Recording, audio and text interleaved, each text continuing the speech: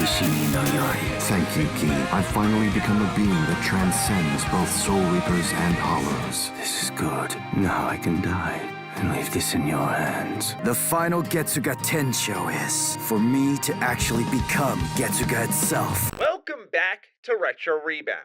In today's video, I've got fantastic news for you. Yes, we're talking about a great anime video game. Can't believe I finally get to say that when it's not a franchise like Naruto or Dragon Ball Z, and I say that as a diehard fan of both. Today, we're gathering to talk about Bleach Rebirth of Souls. I know we've been doing a lot of impression videos here on the channel. We'll get back to our retrospective shortly, but there's been so many Retro Rebound coded games coming out, and I will admit, I kind of weighed out if I should cover this one or not, simply because, to be frank, I am not a huge Bleach fan. Not because I don't like the franchise, but I know literally nothing about it. I felt unqualified to sit down, even as the anime games connoisseur himself, to sit down here in this chair and tell you about this game. However, that is probably the best endorsement I can give this game, is that even as someone who knows nothing about Bleach, the care put into this game across its characters, its presentation, its story mode, its other single player modes, I am very impressed with Bleach Rebirth of Souls. And yes, to be very honest, the floor is pretty low after what we all went through together with Jujutsu Kaisen Cursed Clash. That is another anime game that we reviewed here on the channel, and it's one of the rare negative videos here on Retro Rebound. But I am so pleased that outside of Dragon Ball and outside of Naruto, great, carefully made anime games can exist. It's not perfect from top to bottom, but it really is such a pleasant surprise, and more importantly, it feels like this is a step forward. This should be the bare minimum that we get from anime games. And Bandai, this developer, you gotta hand them another IP, because they worked with true care on this franchise. And again, I was just really impressed with everything I've seen thus far. And even though I know not a lot about Bleach, I still wanted to share my love for what they're doing here to make sure that it's not just like games like Ultimate Ninja Storm Connections and Jujutsu Kaisen Cursed Clash that I'm dunking on here, but that we're celebrating great anime game victories like, of course, Sparking Zero, but now we have Bleach here in the conversation. So, ladies and gentlemen, welcome to Retro Rebound. Usually we're talking about games in the past, but lately it's just been a lot of reviews and impressions. So appreciate you being here for whatever we're doing. Consider subscribing. And I should mention before I go any further, this is a review / impressions video based on the PS5 version. I have seen the reviews on Steam. Yeah, you're going to want to wait on that one, to put it lightly. But when it comes to the PS5 version, that's where my experience was, and I've been quite pleased with the game thus far. Where do I want to start but the story mode? Look, we have been scarred by bad anime game story modes. That's because a lot of anime games throw it away. They're like, you've seen this before. So you either are clicking through a ton of dialogue boxes, or they will literally reuse images from the show. And I get it from the developer point of view. They're like, you've already seen this. Why do we need to do this extra effort for a scene that already exists? I get all of that, but you know what it does? You're looking at it right here. It makes such a strong impression on why I should check out the show. It makes such a strong impression on, do I even need to check out the show while playing this game? Now, I was playing it alongside someone who has seen Bleach from top to bottom. So it was kind of interesting to line up with like what he knew versus obviously what I don't know, and kind of just get those experiences at the same time. So we were both in a Discord call, just playing along together. Now, it is an anime story, so they're going to leave some stuff out. Like there's a training arc involving Chad and Orihime that is just like not here in the game, but it's captured in a cutscene. And that's what this game does really well. The moment you'd expect them to throw up anime screenshots with text and be like, in the meanwhile, Chad was training XYZ. They actually have these beautifully illustrated portraits that move and evolve, and they're fully voiced. There's no corners cut. It's just like, wow. Again, I know the floor is low. My expectations were low, but the presentation here really should be applauded, because in between fully voiced cutscenes, not really on the Ultimate Ninja Storm level, but they're in a good, I'd say, happy medium pocket we'll talk about in a bit are these really stylish cutscenes that serve to fill in the gaps. But really, it is that presentation work that does so much for this game. It's the music right when you hit the main menu. Or hey, take a listen to the character select theme. Let's just see what this sounds like played backwards.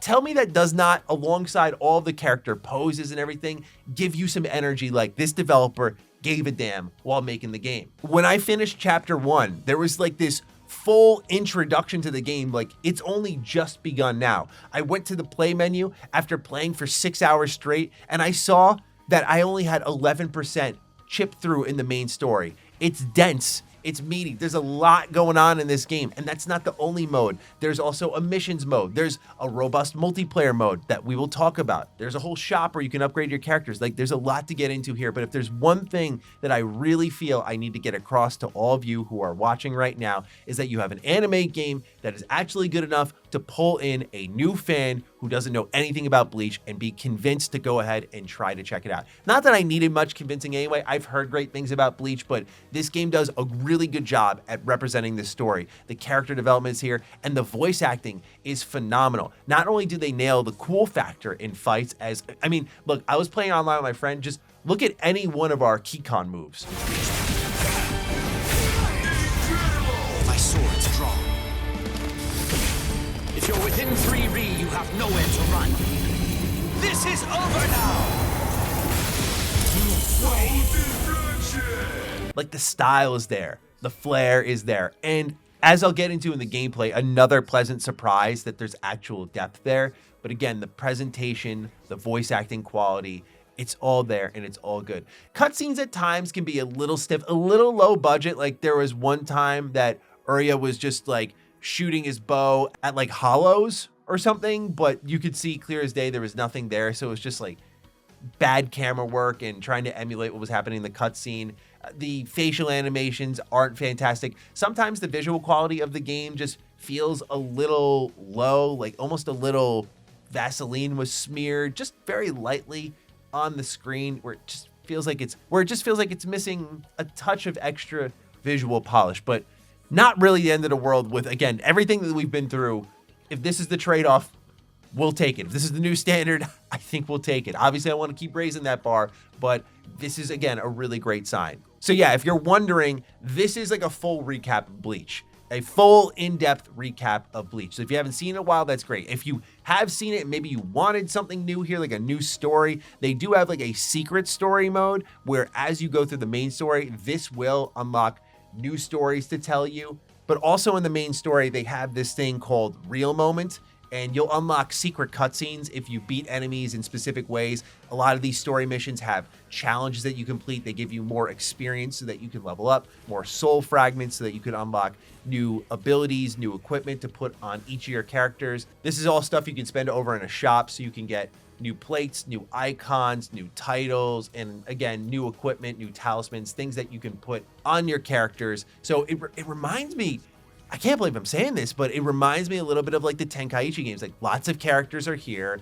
There's this kind of quiet, just very quiet, subtle sort of RPG system baked beneath it all. RPG might even be a strong term, but just like this equipment system that kind of scales you up as you go along the story. You know, you're going to pop out of the actual story mode to go ahead and do this quick adjustment to all your characters and then pop back in. Like, it just goes into that pocket that reminded me so much of those games, which again, is just a huge compliment. And each character doesn't feel the same. Like, going into the character guide menu for any of the characters you're playing as, you'll see that there is like a whole slew of moves, although the combo depth isn't crazy in this game, but the strings that you can pull off through like clever maneuvering and chain together special attacks does unlock a lot of depth. And all these characters do have their own wrinkles, which again was really impressive, because if you've played a lot of anime games before, you know it's like a quick sequence of buttons, a lot of style, if you're lucky, very little depth. But the other pleasant surprise about Bleach Rebirth of Souls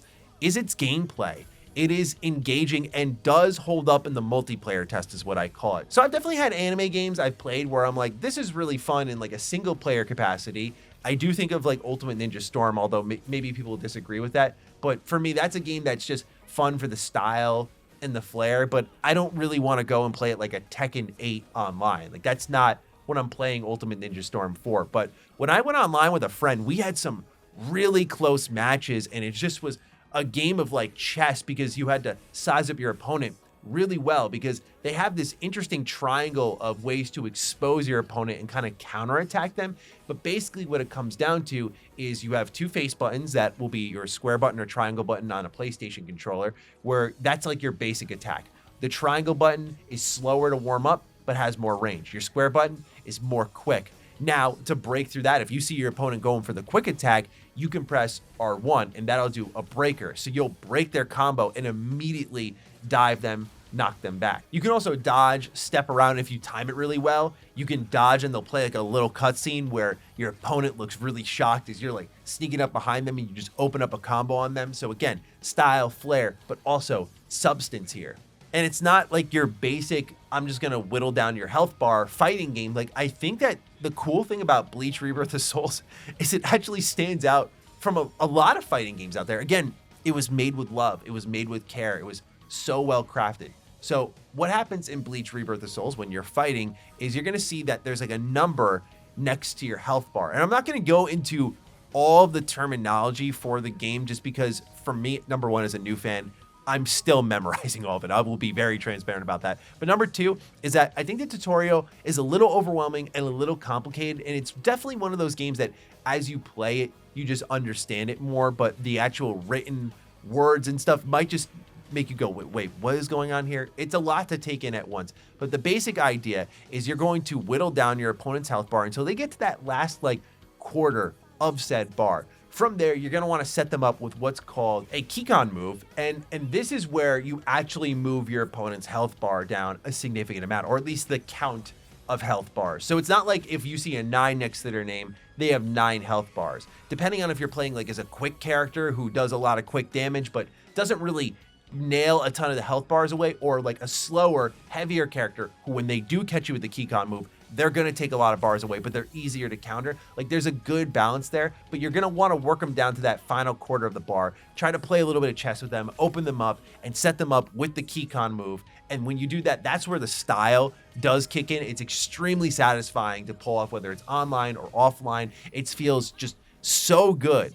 But then you'll see that number next to their health bar go down, and then you kind of repeat that process.